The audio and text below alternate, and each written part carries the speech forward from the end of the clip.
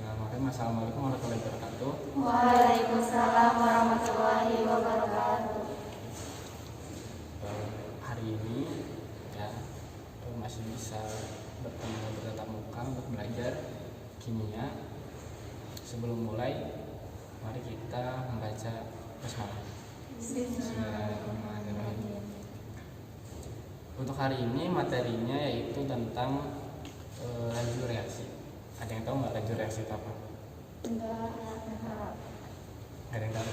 Iya. Belum baca. Belum. Jadi laju reaksi itu berkurangnya konsentrasi reaksi persatuan waktu atau bertambahnya konsentrasi hasil reaksi persatuan waktu. Jadi dihitungnya dari persatuan waktu itu.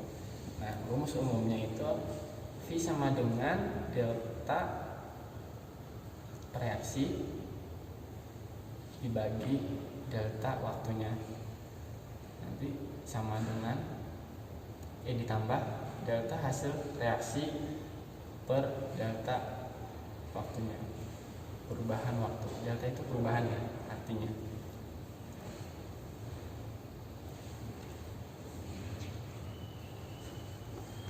Untuk reaksinya seperti ini, misalkan PA plus QB menjadi RC plus SD. Nah, PQRS itu namanya koefisien. Tahu ya koefisiennya? Jadi bisa 1, bisa 2, bisa 3 di sini. Nah, itu tergantung senyawanya. Nah, untuk ABCD itu senyawa atau unsur yang bereaksinya.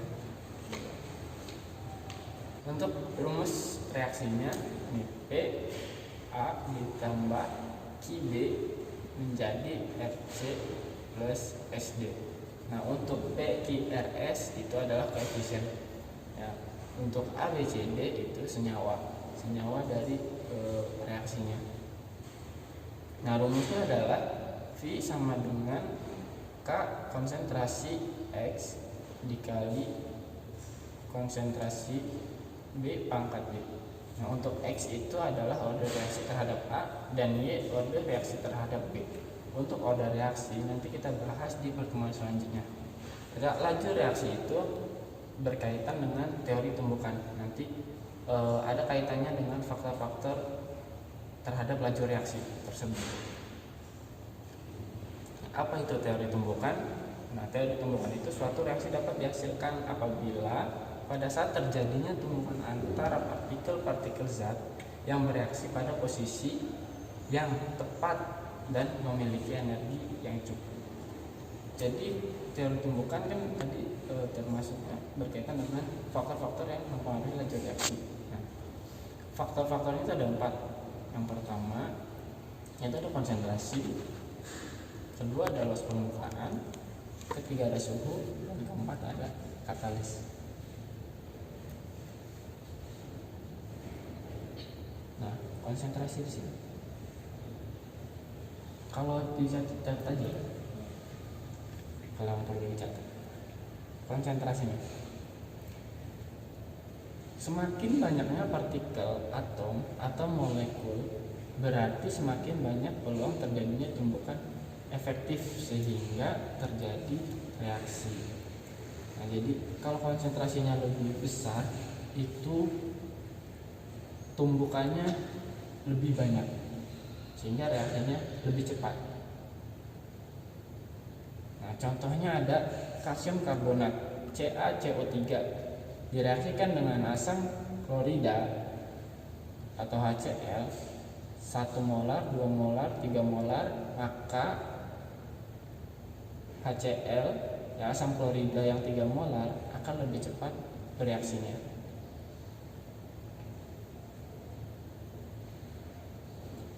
Nah, jadi nanti CaCO3 nya dia lebih cepat bereaksinya, lebih habis. Maksudnya lebih cepat habisnya di sini di 3 molar HCl. Yang kedua itu ada luas permukaan. Nah, untuk luas permukaan itu semakin luas permukaan bidang sentuh berarti semakin banyak peluang terjadinya tumbukan efektif. Contohnya seperti itu. Kira-kira dari gambar ini nih, 1, 2, 3, mana yang lebih cepat? 1, 2, 3. lebih cepat 1 atau 2? 1. Semakin luas. Iya. Semakin luas permukaan sentuh, berarti semakin banyak. Ya. 1. Yang mana? Yang 1. yang 3. 3. Jadi kan dia lebih banyak nih. Ya. Kan dia cuma 1 nih, cuma gede nih. Bentuknya. Ini kan kecil-kecil tapi banyak nih. Nah, dia lebih cepat bereaksinya. Contohnya itu asam klorida atau HCl direaksikan dengan besi, ya, atau Fe bongkahan. Fe bongkahan tahu? Fe itu besi yang gede. Nah, lempengan dan serbuk dengan massa yang sama. Nah, Fe serbuk akan lebih cepat bereaksi. Nah, berarti ini kan besi yang gede nih, terus besi yang lempengan sama besi yang serbuk. Jadi yang lebih bereaksi itu sama besi yang serbuk ini. Nah, yang ketiga yaitu suhu. Panas itu menyediakan energi untuk mengubah partikel yang tidak dapat tidak aktif menjadi aktif. Nah, partikel aktif dapat merusak ikatannya. Nah, jadi kalau dipanasin, dia partikelnya jadi merusak. Banyak gerakan partikel-partikel yang terjadi. Nah, sehingga tumbukan pada partikel tersebut lebih banyak gitu. Jadi yang tadinya nggak aktif nih, ketika dipanasin suhunya dinaikin menjadi aktif, jadi partikelnya lebih bergerak bebas. Contohnya mereaksikan logam magnesium atau Mg, atau ya magnesium ya, Mg, dengan asam klorida HCl, maka pada suhu yang lebih tinggi logam Mg akan lebih cepat habis bereaksi. Nah, yang pertama itu ada 25 derajat Celcius, yang kedua 35 derajat Celcius, dan yang ketiga 45 derajat Celcius. Jadi yang cepat bereaksi yang 3, ya, karena dia lebih tinggi suhunya.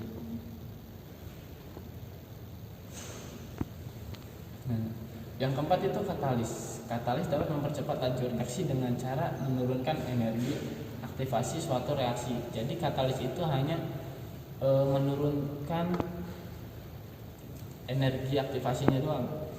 Dia tidak mengikuti reaksinya. Gitu. Jadi dia hanya menurunkan nih katalisnya. Menurunkan energi aktivasi. Tapi dia tidak ikut bereaksi dengan senyawa tersebut yang direaksikan. Jadi hanya mempercepatnya. Paham sampai sini? Paham ya? Ada mau tanyain nggak? Sampai sini ada mau tanya? Enggak. Tadi udah dicatat ya? Udah. Nanti pertemuan selanjutnya saya pengen praktikum gitu, praktikum sederhana aja. Nanti kalian bawa bahan-bahannya, nanti saya share di grup WhatsApp ya, untuk bahan-bahan apa aja yang mau dibawa. Untuk pertemuan selanjutnya sekalian bahas nanti penentuan order reaksi itu kayak gimana ya. Untuk hari ini saya cukupkan. Sebelum diakhiri, coba sebutkan apa aja yang mempengaruhi laju reaksi. Ada ini? Katalis, konsentrasi, luas permukaan, suhu. Oke. Ingat ya. Itu 4 yang mempengaruhi laju reaksi. Oke, terima kasih untuk hari ini. Nanti pertemuannya jangan lupa untuk bawa bahan praktikum sederhana. Ya, nanti saya kabarkan untuk bahan-bahannya. melalui grup WhatsApp. Oke, terima kasih hari ini. Sebelum mengakhiri, mari kita membaca alhamdulillah. Alhamdulillah. Terima kasih untuk hari ini. Mohon maaf apabila ada kesalahan penjelasan, nanti bisa dicari di sumber lain ya. Oke, terima kasih dari saya. Wassalamualaikum warahmatullahi wabarakatuh. Waalaikumsalam warahmatullahi wabarakatuh.